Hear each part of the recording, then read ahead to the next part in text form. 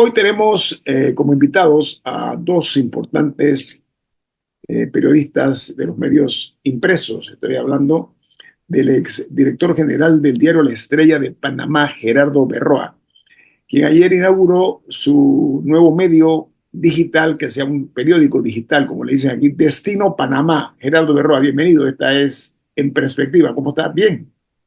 Muy bien, don Guillermo. Aquí pues entrando en la ola de lo digital, pero ya de forma independiente, ¿no? Oiga, Trabajé durante 18 años en la Estrella de Panamá, otros 7 años en la prensa, 5 años en el RPC, Universal. RPC también, ¿no? En Como RPC dice, Radio. En RPC Radio también, ¿no? en RPC Radio fue mi inicio. En realidad allí trabajé como 3 años. Ok. Luego el Universal, que trabajé como 5, 7 más en la prensa y después entonces 18 en la Estrella. Toda una vida. Y el otro que tenemos invitado hoy es alguien que es viajero frecuente en este programa. Rolando Rodríguez, una de las estrellas de la investigación periodística, está con nosotros. Hay que ser muy valiente para hacer investigación periodística en cualquier país del mundo, ¿no?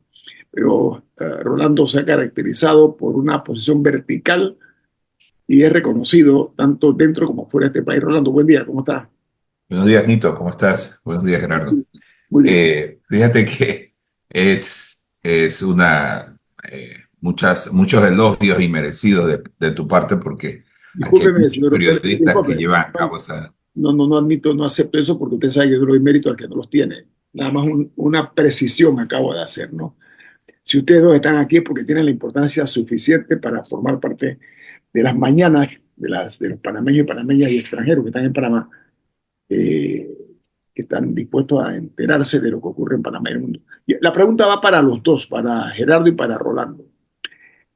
Lo que ha ocurrido con el presupuesto, me gustaría, presupuesto general de la nación, que por ejemplo el ministro Felipe Chapman ayer informó de un nuevo ajuste al proyecto de presupuesto 2025 que va a ser presentado y se habla de que asciende a casi $1.000 millones más de lo que se había hecho en la primera fase, ascendiendo entonces el presupuesto general de la nación a 27.835 millones de dólares. Comienza de Gerardo Berroa su opinión acerca de esta situación que se está presentando.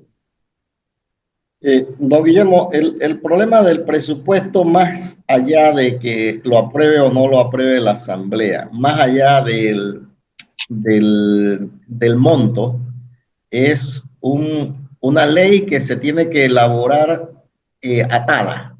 Es decir, eh, nosotros estamos ahora mismo en una situación económica de austeridad, se supone, pero el presupuesto de gasto tiene que aumentar obligatoriamente porque hay leyes especiales que obligan a eso. Es decir, no se puede decir que a los médicos no se les puede aumentar, no se puede decir que a los maestros no se les puede aumentar, que a los auxiliares no se les puede aumentar, y ahí eso abulta millones de dólares. Aun cuando no haya el dinero para soportar esos ajustes, hay que meterlo por ley, porque si no el ministerio estuviera obligado. Entonces, ¿qué ha hecho el ministro? El ministro se ha visto obligado a recortar, en primera instancia, a recortar de las inversiones. Después, cuando lo criticaron, lo retira, aumenta las inversiones y aumenta pero también tiene otro problema que es el más grave a mi juicio y es lo que lo ha hecho saber el propio ministro de la presidencia, que tiene enemigos internos, que una cosa aprueban el presupuesto en el gabinete y otra cosa es el documento que se va a la asamblea. Entonces dice él, por ejemplo, el subsidio de gas estaba contemplado en el presupuesto que se presentó al gabinete, pero el que llegó a la asamblea no estaba. ¿Quién está ahí? A mi juicio, hay alguien que le está haciendo, le está trastocando la vida al ministro para afectarlo. Alguien está carboneando contra el buen funcionamiento del Estado. Y eso no es una cuestión ya. Tienen que empezar a actuar legalmente contra esa persona, porque esa persona no está actuando por el bien de la nación, sino que está actuando políticamente para hacer quedar mal al ministro. El MEF es una institución técnica, absolutamente, que tiene que ver con muchos aspectos del acontecer diario de todos nosotros panameños. De Rolando Rodríguez, lo dice Gerardo Berroa, que hay alguien que está, yo voy a usar un término con el permiso de la audiencia, que está torpedeando esto, ¿Qué opinión le merece a usted? ¿Y por qué esta situación que se ha presentado con el MEF, que es total y absolutamente medio aberrante, ¿no? Porque se presenta tarde, primero que todo, ¿ok? Hay una atraso, una demora. Luego va a la asamblea, vuelve y lo recoge, lo regresa. ¿Cuál es su opinión de acuerdo a su condición de investigador de periodismo? Mira, Nito, indudablemente el presupuesto es un gran reto para el Ejecutivo frente al poder que ostenta la Asamblea Nacional. Contrapeso, Evidentemente, un contrapeso, ¿no? sí, es un contrapeso, Ajá. pero yo creo que en este caso eh, los diputados están buscando la comodidad que tenían antes. Eh, y si dejan de hacerlo, pues evidentemente va a haber una merma en sus programas que ya todos sabemos en buena parte a dónde terminan. Pero ahora yo quiero hablar sobre las consecuencias sobre este problema del presupuesto. Mira, Nito, si el panorama que estamos viendo termina en un presupuesto no aprobado, quedaría bajo el próximo año tendríamos el mismo presupuesto de este año. Eso ¿Quién gana y quién pierde supondría, en eso? En tu opinión, ¿quién gana y quién pierde de darse esa situación? bueno, a eso es lo que voy, ¿no? Sobre las consecuencias de esto. Okay. Perdón, Entonces, el presupuesto de este año no es si lo rechazan. no, si rechazaran el proyecto de presupuesto, podría quedar este, El vigente. el vigente, el que está ahora en el 24, y si no lo hacen, si no llegan a un acuerdo, también quedaría vigente. Pero lo que no puede quedar el país es sin un presupuesto general del Estado. Entonces, ¿qué pasaría si esos dos escenarios se llegaran a presentar? Mira, esto es grave porque eso supondría que la vigencia del presente presupuesto tendría para el próximo año casi 4.000 millones de dólares más de lo que tiene el que presentó este año el ministro Chapman. Ahora con la reforma que están promoviendo, serían unos 3.800 millones de dólares. Unos 3.000 millones de dólares, perdón. Entonces, a mí lo que me preocupa de esto es que si tiene el gobierno que cubrir ese presupuesto, lo tendrá que hacer con créditos, porque la exigencia, no debemos olvidar que el presupuesto es una ley de la nación. Entonces, por obligación hay que cumplirlo. Significa que si tú tienes 3.000 millones más, tienes que buscar el financiamiento para eso. Y esto es una puerta muy grande, Nito, que es preocupante, porque primero que todo, nosotros no sabemos qué está pasando o cómo terminará el año. Recuerda que están en proceso cambios a la Caja de Seguro Social, que es un tema muy sensible. Y si vemos que habrían protestas callejeras, tú sabes que la consecuencia inmediata de eso es una depresión en la economía. ¿Qué trae esto como consecuencia? Pensemos ahora en las calificadoras.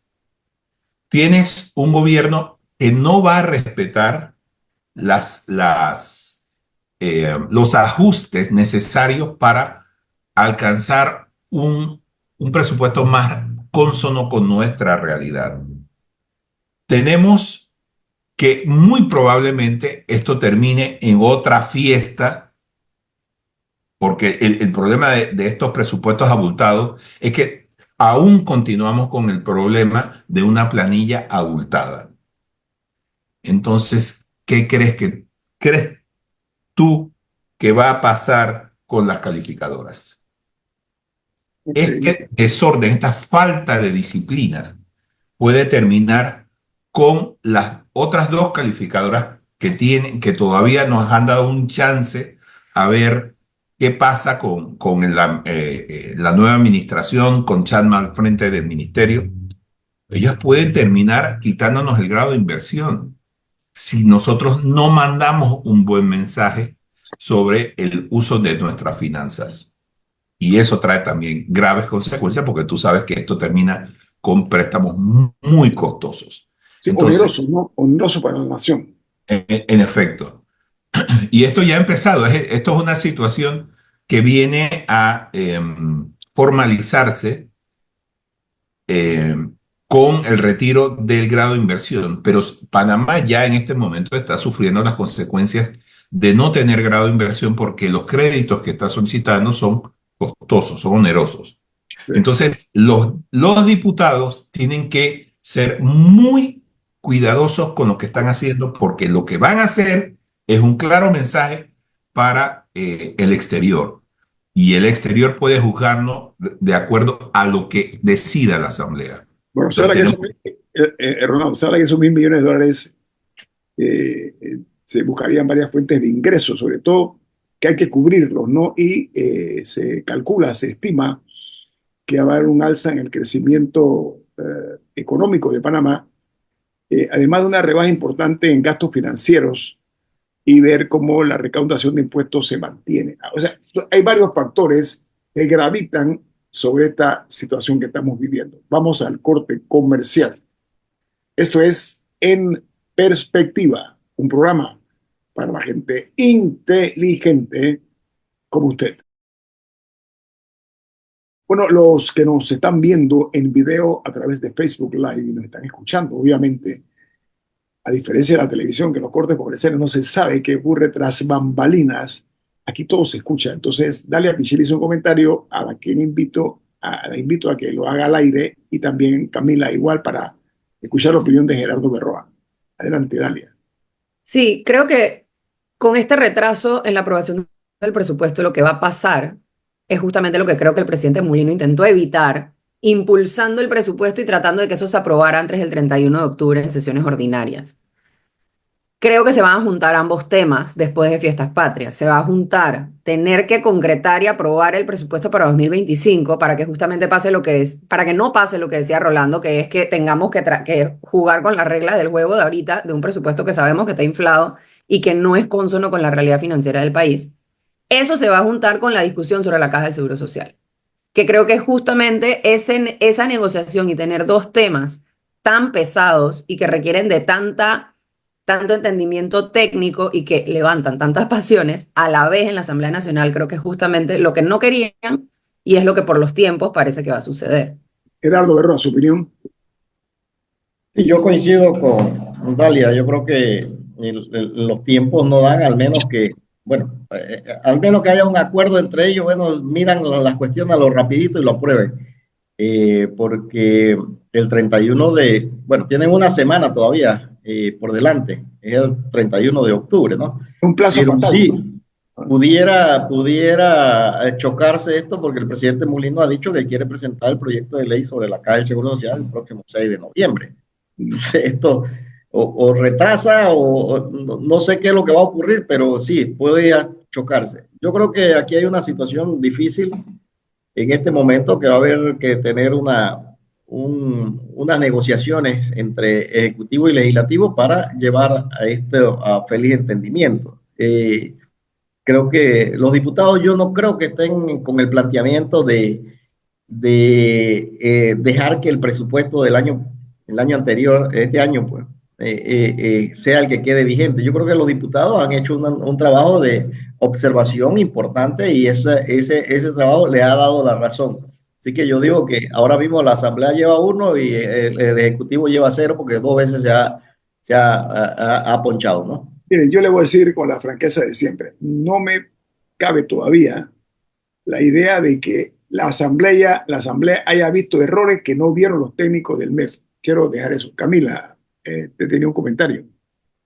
Bueno, es que escuchando un poco la retórica por parte del gobierno, claramente no fueron errores, fueron decisiones tomadas. O sea, ellos decidieron que no les gustaba lo que decía la ley y que eso no era, ellos decidieron que eso no era cónsono con la realidad financiera del país y que por ende lo correcto era hacer un presupuesto conservador, en las palabras del presidente, según los análisis de ellos, pero se chocaron un poco con la realidad de que lamentablemente la ley la tienen que cumplir y punto.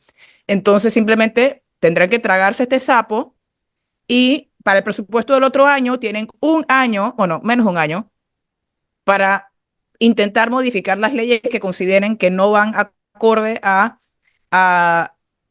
un saludable presupuesto de la nación. Pero hasta que no hagan ese trabajo y ese lobby y vean cómo maniobran políticamente alrededor de algunas que son, entre comillas, conquistas sociales,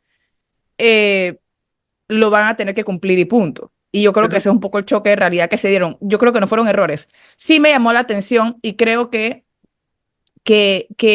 nos merecemos una explicación a medida que vaya surgiendo información de a qué se referían con los goles. O sea, de que alguien haya tenido la capacidad de modificar el presupuesto, eh, no solamente quién fue, porque o sea, lo que él dio a entender es que lo que se aprobó en el gabinete no es lo que recibió la asamblea. Que en el camino entre el gabinete y la asamblea, alguien, un fantasma, modificó no, perdón. Me gustaría saber, no sabe quién fue, sino exactamente cuáles son los rubros. O sea, cuáles son esas señales de alerta que tuvo el ministro Chapman de que eso no había sido aprobado, porque dudo que haya sido todo el presupuesto, tiene que haber sido rubros específicos.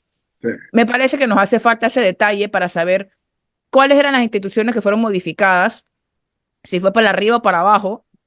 Eh, entonces, todavía hay muchas cosas que no se saben. Pero en resumen, creo que fue un choque con la realidad que se dieron, no tanto errores, y nos merecemos mayor información de a qué se referían con los goles. Yo no usaría en singular, yo diría quién es, no quién.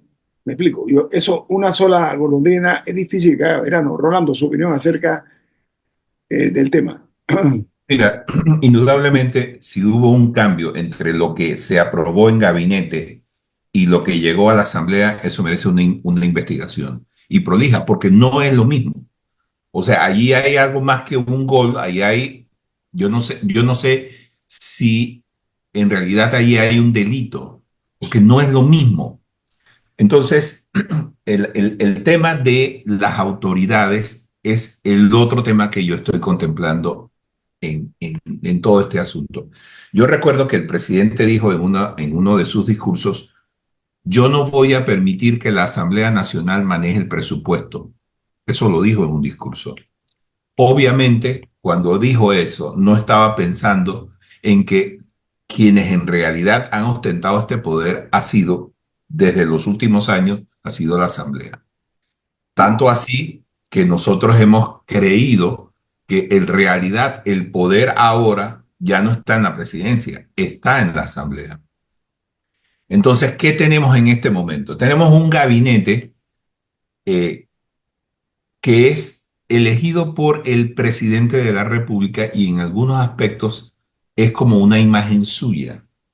Y la imagen del presidente es el de una persona, como te decía, con un perfil difícil en cuanto al tema de las negociaciones. Y te voy a decir una cosa, Nito, el presidente necesita en este momento negociadores. ¿Por qué? Porque tiene los problemas graves que resolver, que además levantan todas las pasiones del mundo. Y si él va a imponer con un discurso, esto se va a hacer porque se va a hacer, sabes lo que eso va a provocar. Eso fue exactamente lo que le pasó al presidente Nito Cortizo cuando pasó de todas maneras la ley del contrato con la minera. Al día siguiente empezaron las protestas. Entonces, él tiene que ser muy cuidadoso también con sus palabras, con el lenguaje que proyecta, porque esto puede interpretarse, porque él ya tiene esa imagen de autoritario. Yo voy a hacer lo que aquí, y te voy a decir una cosa, yo no creo que eso sea lo más prudente en estos momentos, porque necesita que esas personas que están allí esperando a ver qué va a pasar con la ley del presupuesto, qué va a pasar con los subsidios, qué va a pasar con la caja de seguro social, está esperando el menor movimiento para convocar a protestas en las calles. Entonces, él tiene que ser muy cuidadoso, necesita negociadores, personas que puedan acercarse a los sindicatos, a las asociaciones de profesores y decirles, señores, explicarles cuáles son las consecuencias de no hacerlo. Si ellos se respiran que esto se va a hacer de todas maneras, no va a haber negociación y lo que va a hacer va a haber una polarización y eso no es bueno para este país, sobre todo en este momento. Antes de pasársela a Dalia, Gerardo, su reacción a lo que dice prudencia por una parte y buenos negociadores. ¿Qué opina usted? Inicialmente había planteado eso, el gobierno tiene que tener un buen enlace entre el ejecutivo y el legislativo, personas que empiecen a negociar, pero también ya yéndose un poco más allá con respecto al tema de la Caja del Seguro Social, yo creo que aquí hay un tema que es básico en la discusión y tiene que ver con las paramétricas. Entonces, yo creo que ellos en el Ejecutivo le han bajado un poco el volumen sobre el cambio en las paramétricas porque realmente hay un grupo de personas que se opone, sobre todo el tema de los sindicatos, y eso sí puede causar un ruido muy fuerte. Entonces, yo creo que allí ellos han empezado a bajar el tono de los señalamientos, pero definitivamente que tienen que llegar a un buen acuerdo para que esto pase a feliz término. Entonces, en la Asamblea, que la Asamblea está viviendo, porque es un ente muy político, está viviendo lo que ocurre en las calles, dependiendo de eso, entonces ellos van a aprovecharse y a ir con la marea. Ellos no van a ir con el Ejecutivo porque sí, sobre todo que el Ejecutivo no tiene una mayoría absoluta como la tenía el gobierno pasado. Este ejecutivo tiene, o sea, la agarra por parte, agarra una parte aquí, una parte acá, una parte acá y suma. Pero yo creo que los diputados no están dispuestos pues a seguir esa cuestión si los afecta. Yo creo que no únicamente los tonos, sino también los modos. Dalia. Sí, justamente en esa línea creo que la forma del presidente de manejar su cargo, como lo mencionaba Rolando, o sea, esta idea de lo vimos, por ejemplo, con otro tema que no hemos tocado, lo de su hermano como embajador. Eso es potestad del presidente. Básicamente nos dijo, yo puedo nombrar a quien yo quiera.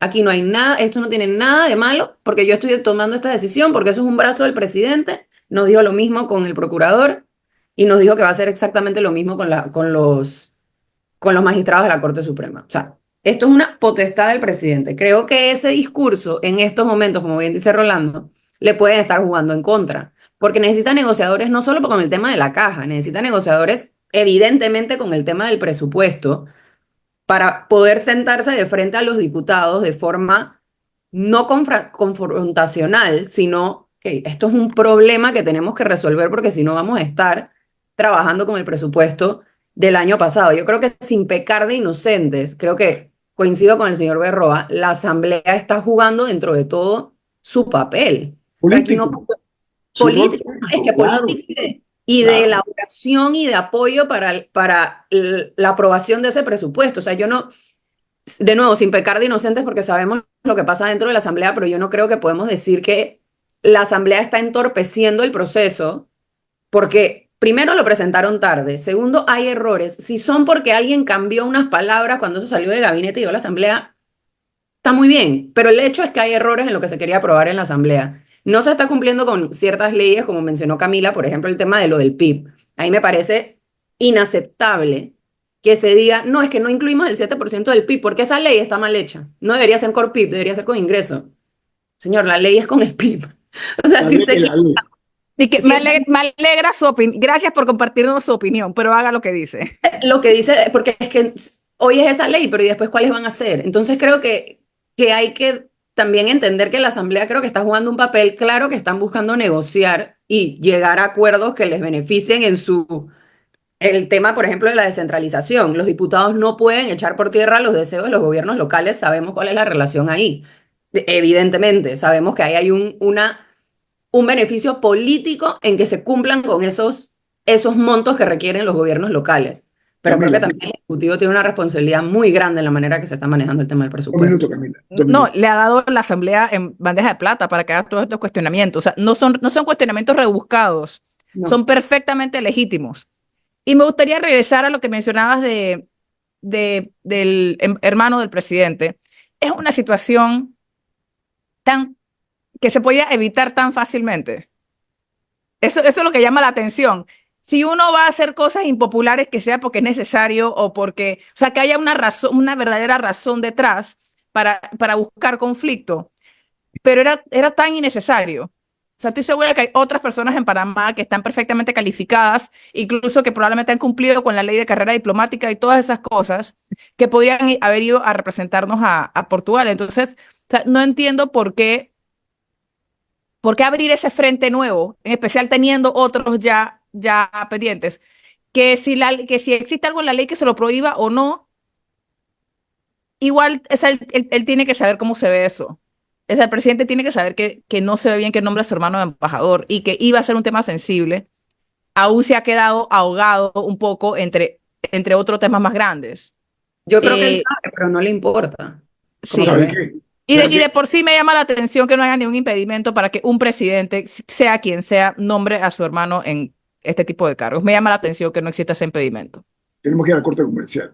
Es muy temprano para crear crispación política desde el punto de vista estratégico. Viene más. Esto es En Perspectiva, un programa para la gente inteligente como usted. El tema salud nos compete a todos. Y estaba viendo que se ha anunciado que de acuerdo a la aspiración del ministro de Salud de recibir una determinada cantidad en el presupuesto, se le ha recortado y solo va a recibir 1.625 millones menos. Me inquieta por qué. Tenemos de por medio el Hospital del Niño, el Santo Tomás, el oncológico. O sea, hay una serie de instituciones que son fundamentales. Pero por la otra, se está hablando de que va a haber 312 millones de dólares de lo que ha aprobado, que van a ser para inversión, y 2.062 millones para funcionamiento. Gerardo, ese recorte a las aspiraciones del Ministerio de Salud, ¿cómo la ve usted? Digo, insisto nuevamente en que el número, el asunto del presupuesto no debe verse desde la perspectiva de que si es mucho o es poco. Es si nosotros tenemos la capacidad para soportar es un presupuesto como tal. Por ejemplo, en salud yo puedo sacar 1000 cosas que pueden ser, simplemente se está pagando, se está presupuestando, pero en realidad no funcionan. Digamos, un ejemplo que siempre he dado es el tema de la Caja del Seguro Social. La Caja del Seguro Social, usted tiene un presupuesto altísimo de funcionamiento. Según las reglas que he escuchado de personas conocedoras de este asunto, por cada 3 funcionarios de salud debe haber 1 de administración. Pero en la Caja del Seguro Social está 3 y 3. Significa que hay 2 funcionarios de administración que está sobrando.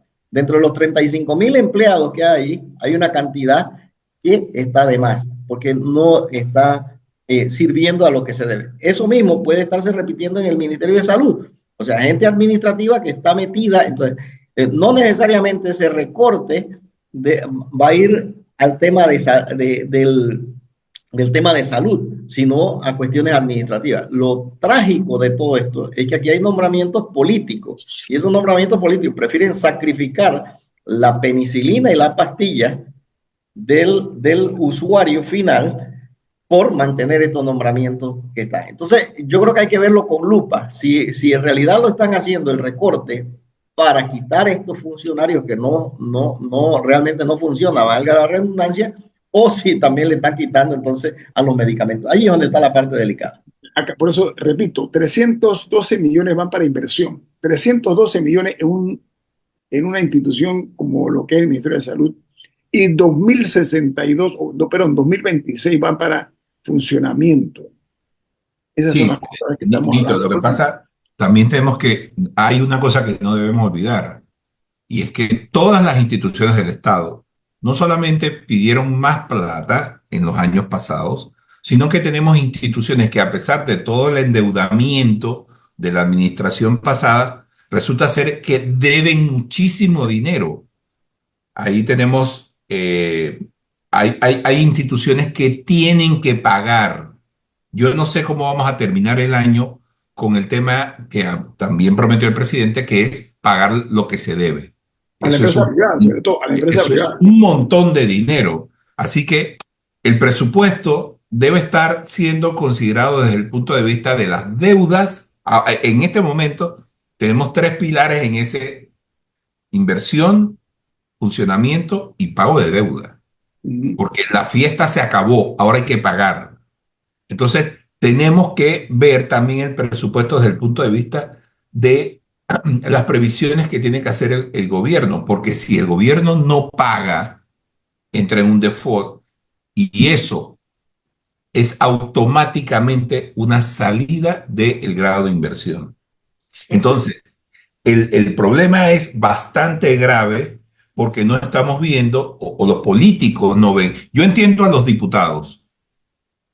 Aquí se hicieron leyes, aquí se hicieron un montón de cosas, pero ¿lo hicimos dónde o cuándo? Lo hicimos cuando el país estaba en su mejor momento económico. Pero hoy día estamos con las vacas flacas y lo peor de todo es que el gobierno, sabiendo que esto estaba pasando o que iba a ocurrir, no llevó a sus negociadoras allá a decirle: señores, tenemos un serio problema. Y se han encontrado con que los diputados dicen: pero señor, es que usted está incumpliendo leyes. Y tienen la razón, está incumpliendo leyes. Entonces lo que tienen que llegar son acuerdos para modificar ahora, en tiempos de vacas flacas, esas leyes que son tan generosas.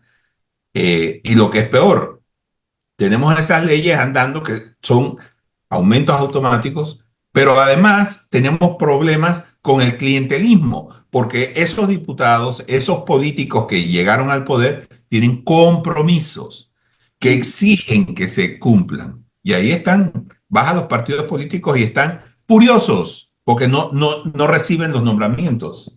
Camila. No, y entonces, al final del día, o sea, no necesariamente es la eliminación de las leyes, pero quizás si sabemos la situación se puede incluir algún nivel de condicionalidad, o sea, que si tal situación, si el país crece por debajo de tanto, se ajusta a tanto o se pausa, o que no sé qué es condicional a que los ingresos del Estado sean por lo menos tanto, o a algún nivel de cumplimiento de alguna métrica por parte de la institución o por parte del funcionario o algo. No necesariamente es la eliminación, pero si ellos, que me parece perfectamente razonable que sea así, porque las leyes hacen un contexto que no necesariamente va a repetirse por siempre. Pero para eso tienen que elaborar un proyecto de ley, presentarlo en la asamblea, ir a negociar y que se los aprueben. Hasta entonces, lo siento mucho. Ok, 2 minutos.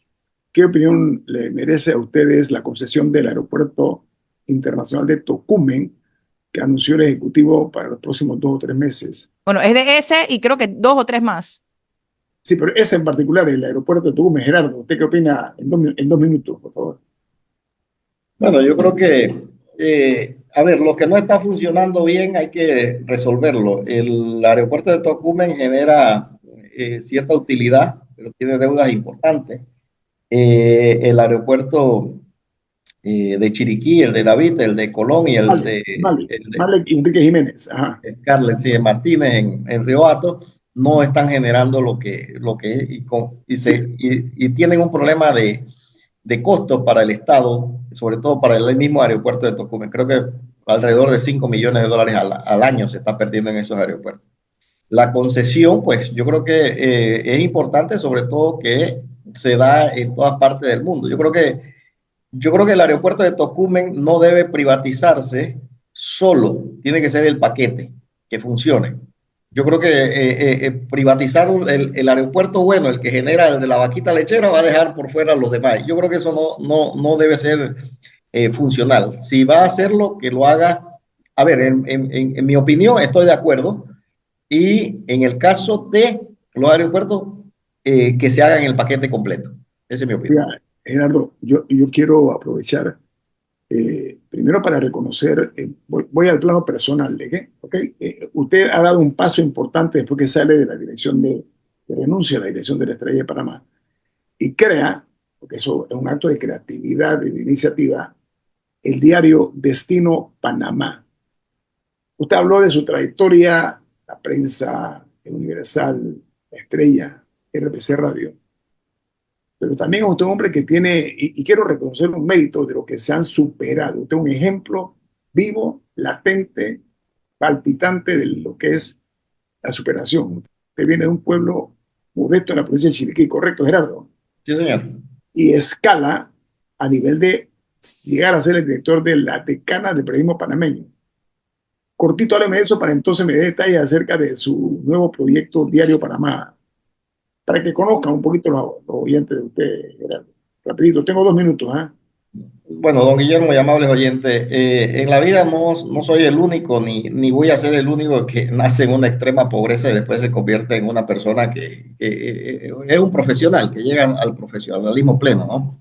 Pero sí he sido un hombre de retos, es decir, yo siempre me planteo que si el hombre llegó a la luna, ¿por qué yo no puedo hacer lo que me propongo? ¿Comprende? Entonces, cuando me fijo metas, esas metas pues trato de cumplirlas y buscar todas las fórmulas que haya para poder llegar. Entonces, yo lo que he hecho esto es un ejemplo de superación a base de la educación. Mi educación ha sido totalmente educación pública. Fui a una escuela primaria pública, primer ciclo público, secundaria ciclo pública, exceptuando el año en que logré pues una beca para graduarme en Evansville High School en Wisconsin, Estados Unidos.